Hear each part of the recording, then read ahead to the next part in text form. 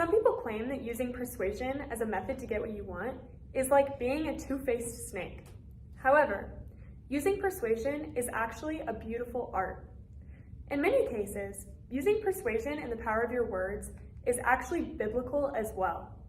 As someone who has taken a few classes on this subject, and being a strategic communication major, knowing about this, I can say that there are 3 modes of persuasion that I think are the most effective. These modes are reciprocity, scarcity, and the door-in-the-face technique. The first mode of persuasion that I think is extremely effective is reciprocity. This is the idea that if you give someone something first, they feel inclined and obligated to give something back to you.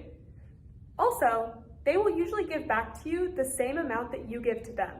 So, in order to give something or to get something of more value, you want to give something with more value. This is also going back to what I said about persuasion being biblical, where in Matthew 7:12, it says that in everything, therefore, treat people the same way you want them to treat you. I have used this in many situations with getting information from friends and family members as well. When you are having a conversation with someone, they tend to feel more relaxed and inclined to talk more to you when you give them information first. The golden rule is truly accurate when it comes to persuading people. Treat others how you would like to be treated, and give others what you would like to receive. The second mode of persuasion that I'm going to be talking about is scarcity. This is the idea that when there's a limited quantity of something, the quality is very much increased.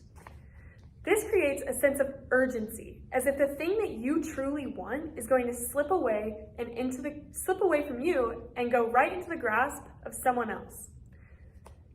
It creates an attachment to the object or the thing that you really want, and makes you think that even if you don't want it that much, you don't want to see it with anyone else. Many websites, stores, and businesses use this mode of persuasion, and I'm sure that you have seen it many, many times before in everyday life. You might see it when you hear something like limited time sale only, or only 3 left in stock, or only one of these in the world. This sense of urgency and scarcity makes you feel like you having this object makes you above everyone else, and like you have something that no one else does. It also makes you feel like you have to act quickly, and you have to take action immediately so that what you want doesn't slip away from you. Making people believe that they have found something special or limited makes them believe that they have stumbled upon a pot of gold. One time I was online shopping and there was a shirt that I kind of wanted but didn't really want, but on the bottom it said that there was only 1 left in stock. I knew that if I waited on this item, I probably wouldn't ever be able to get it again. I put it in my cart and I really considered whether I should get it or not. However, I decided to not get it, and then I came back a few days later, and when I was looking around on this online store, I saw that item. It still had the little line that said only 1 left in stock, but I knew that that was probably just a ploy to get me to want to buy it quickly.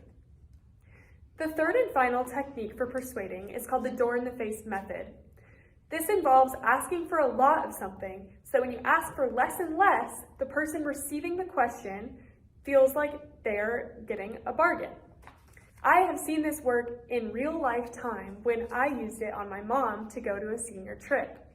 I had first asked her if I could go to Florida, which is all the way across the country from me. Obviously she said no, but my end result was just wanting to go a few hours away to a beach.